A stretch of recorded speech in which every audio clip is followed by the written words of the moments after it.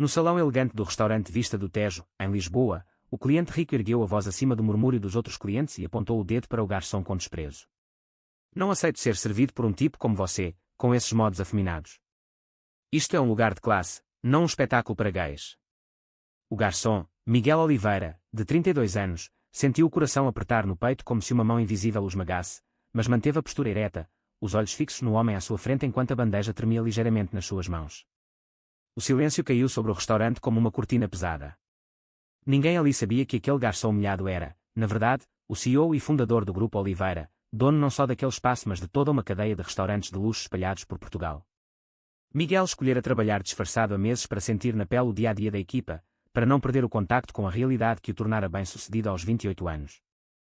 A humilhação pública veio como um golpe que acordou todas as feridas antigas, a rejeição subtil da família no Porto, as olhadelas de lado nos eventos de negócios, o medo constante de que a sua orientação sexual fosse usada contra ele. Respirou fundo, pousou a bandeja com cuidado e disse, com voz calma mas firme, Senhor, eu sou Miguel Oliveira, CEO deste grupo. Se o meu serviço não lhe agrada, pode sair imediatamente. O cliente, Ricardo Mendes, um investidor conhecido pela arrogância, empalideceu visivelmente. Você é o dono. Isto é alguma brincadeira, gaguejou ele, enquanto os olhares de todos se voltavam para Miguel. A noite que começara como mais um turno discreto transformara-se num ponto de virada. Miguel sentiu uma onda de raiva misturada com alívio estranho, finalmente, a máscara caíra. Ricardo foi acompanhado até à saída pelo gerente, mas o dano já estava feito. Mais tarde, sozinho no escritório das traseiras, Miguel olhou para o reflexo no espelho, um homem gay que construíra um império escondendo-se por trás de um uniforme simples. O telemóvel vibrou, era João, o seu companheiro há 3 anos, arquiteto que sempre o incentivara a viver mais abertamente. O que aconteceu? Vi fotos nas redes sociais.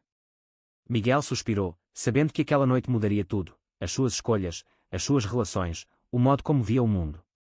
No dia seguinte, a notícia espalhou-se pelos círculos de Lisboa. Miguel decidiu não esconder mais. Convocou uma reunião com a equipa, assumiu publicamente o seu papel e, pela primeira vez, não negou os rumores sobre a sua vida pessoal. Mas no fundo, o incidente reacendera o velho conflito interno, até onde iria para ser autêntico. A família ainda não sabia de João. Os investidores podiam virar as costas. E Ricardo Mendes, humilhado, já ameaçava processar por difamação. Miguel caminhou pelas ruas do Chiado ao fim da tarde, o vento do Tejo trazendo o cheiro do mar, perguntando-se se a coragem daquela revelação bastaria para curar as feridas antigas ou se apenas abriria novas. Miguel acordou cedo no apartamento moderno em Alfama, com João ao seu lado ainda a dormir. A luz suave entrava pela janela, iluminando o rosto sereno do companheiro, mas o peso da noite anterior não desaparecera. Tu foste incrível, disse João quando abriu os olhos, puxando-o para um abraço apertado. Mas agora o mundo sabe. E a tua família? Miguel sentou-se na cama, passando as mãos pelo cabelo. A família em Matosinhos, no Porto, ainda acreditava que ele era o filho bem-sucedido e discreto. A mãe enviara mensagens preocupadas depois de ver as notícias. Filho, o que se passa? Dizem que foste insultado num dos teus restaurantes. Ele respondeu com meias verdades, adiando o inevitável. Durante o dia, no escritório principal do Grupo Oliveira, a reunião com os diretores foi tensa. Miguel, isto pode afetar parcerias, avisou a diretora financeira. Ricardo Mendes tem influência. Mas Miguel sentiu uma força nova. Não vou esconder quem sou. Se perdermos contratos por causa de preconceito, encontraremos outros. À tarde, encontrou-se com Sofia, amiga de longa data e gerente de um dos restaurantes, que o abraçou forte. Sempre soube, mas nunca disseste nada. Orgulho-me de ti. As palavras dela trouxeram lágrimas que ele conteve. À noite, no apartamento, João preparou o jantar simples, bacalhau à Brás, o prato favorito de Miguel. Conversaram horas. João contou como a família dele em Coimbra aceitara a sua orientação desde o início, contrastando com o silêncio doloroso de Miguel. Eu não quero que vivas com medo, disse João, segurando-lhe as mãos. Mas também não quero perder-te por causa disto. Miguel sentiu o conflito interno crescer, o amor por João era real, profundo, mas o medo de perder o respeito da família e dos negócios era como uma sombra. No dia seguinte, uma chamada da mãe mudou tudo. Vem ao Porto no fim de semana. Precisamos de falar. O tom dela não deixava espaço para recusas. Miguel aceitou, sabendo que chegara o momento de enfrentar o passado. Enquanto isso, Ricardo Mendes publicou um post vago nas redes sociais, insinuando comportamentos inadequados no restaurante, sem nomear Miguel diretamente, mas o dano estava feito. Amigos de Miguel começaram a enviar mensagens de apoio, mas alguns investidores hesitavam.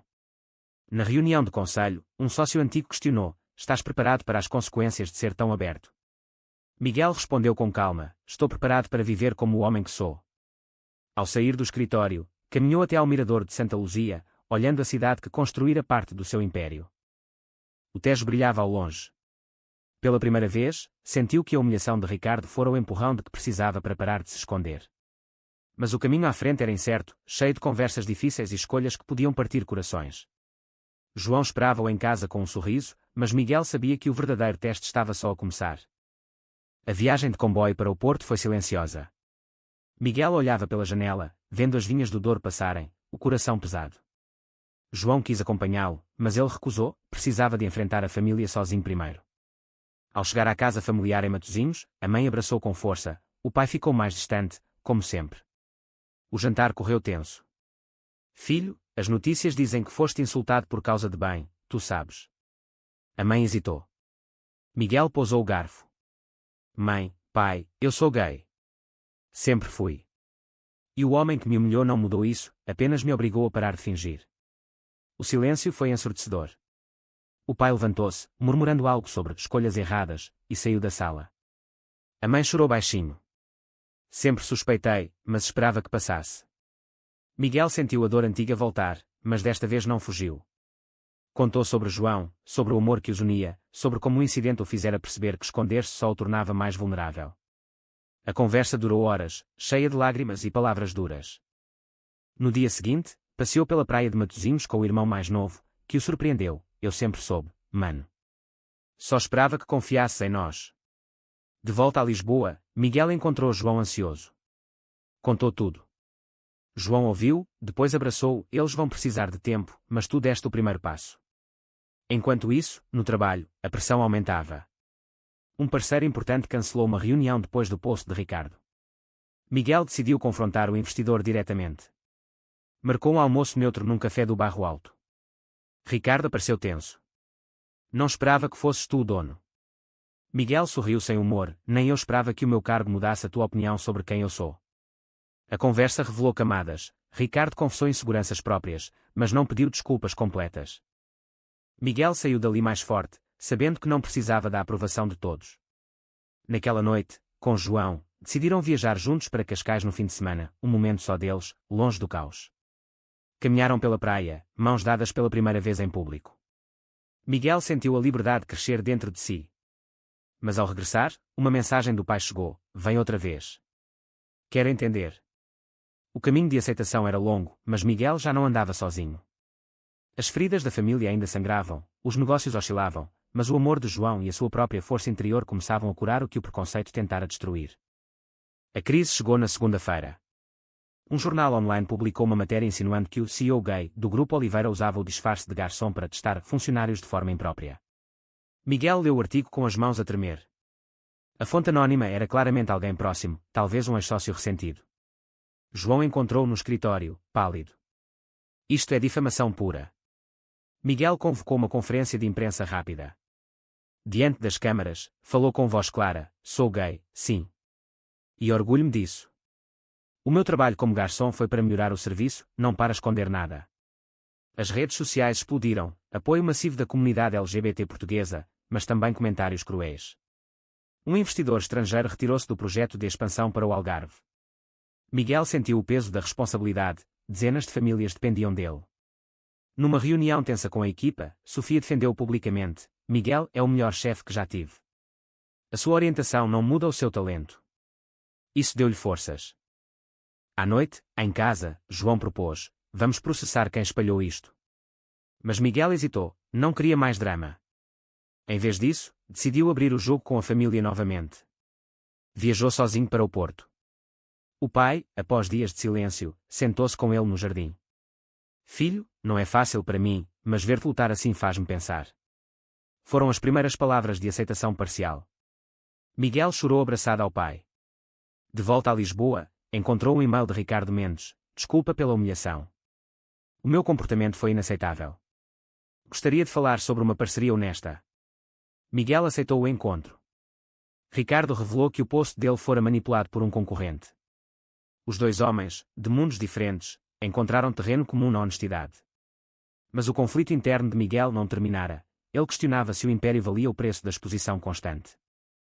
João, sempre paciente, disse-lhe: tu não precisas de escolher entre ser CEO e ser tu mesmo. Uma noite, após um jantar romântico em casa, Miguel ajoelhou-se e ofereceu um anel simples. Quero construir uma vida contigo, sem máscaras. João aceitou, lágrimas nos olhos. O momento foi puro, cheio de esperança. Mas a pressão dos negócios não parava, uma assembleia de acionistas aproximava-se, onde o futuro do grupo seria decidido. Miguel preparou-se para defender não só os números, mas a sua verdade. O caminho de crescimento exigia sacrifícios, mas também trazia clareza. Ele não era apenas um CEO, era um homem gay que aprendera a lutar pelo seu lugar no mundo. A assembleia de acionistas foi o ponto mais baixo. Alguns investidores questionaram abertamente se um líder com vida pessoal controversa era adequado. Miguel ouviu em silêncio, depois levantou-se. Controverso para quem? Para aqueles que ainda vivem no passado. O meu grupo cresceu porque eu respeito as pessoas, todas elas. A sala dividiu-se, mas o voto final foi a favor da sua liderança. No entanto, o cansaço emocional era enorme. Miguel tirou uma semana de férias com João, viajando para o Alentejo. Lá, em casas brancas e campos de sobreiros, conversaram sobre o futuro. João confessou medos: tenho medo que o teu mundo te engula e eu fique para trás. Miguel prometeu equilíbrio. Regressaram renovados.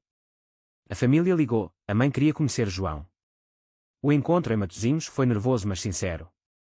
A mãe preparou arroz de pato, o pai conversou sobre futebol. Não foi perfeito, mas foi um começo. Miguel sentiu a ferida familiar começar a cicatrizar. No trabalho, Ricardo Mendes tornou-se aliado inesperado, trazendo um grande contrato.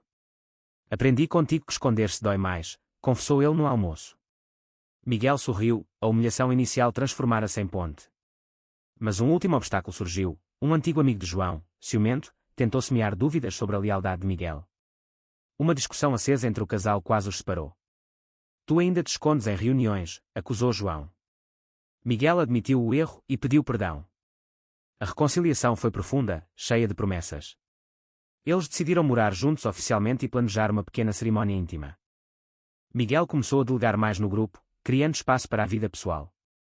Uma tarde, no mirador da Senhora do Monte, abraçados, Miguel sussurrou: tu salvaste-me daquela noite no restaurante. João respondeu: não, tu salvaste-te a ti mesmo. O crescimento era visível. Miguel já não fugia de olhares, respondia com orgulho quando perguntavam sobre o companheiro. A sociedade portuguesa, progressista mas ainda com bolsões de preconceito, via-o agora como exemplo. No entanto, ele sabia que a jornada nunca terminava. O incidente com Ricardo fora o catalisador para uma vida mais autêntica, mais rica em emoções verdadeiras. Meses depois, numa tarde quente de verão em Cascais, Miguel e João caminharam de mãos dadas pela praia.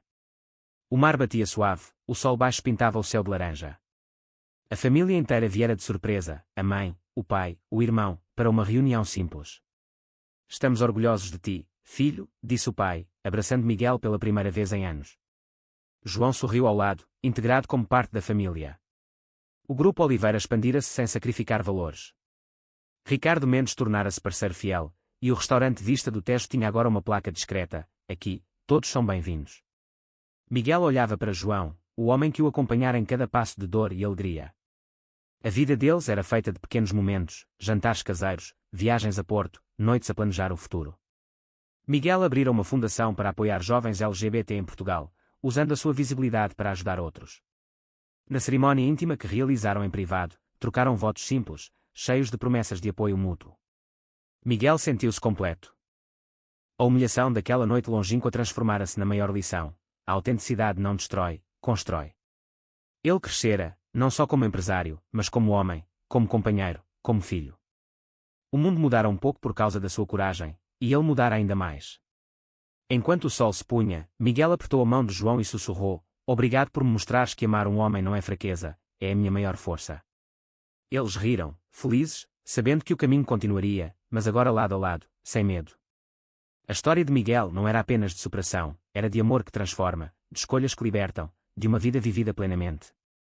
E assim, no coração de Portugal, dois homens provaram que a verdadeira identidade vale todos os riscos. O verdadeiro amor entre homens pode vencer todos os preconceitos familiares e sociais em Portugal. Verdadeiro ou falso?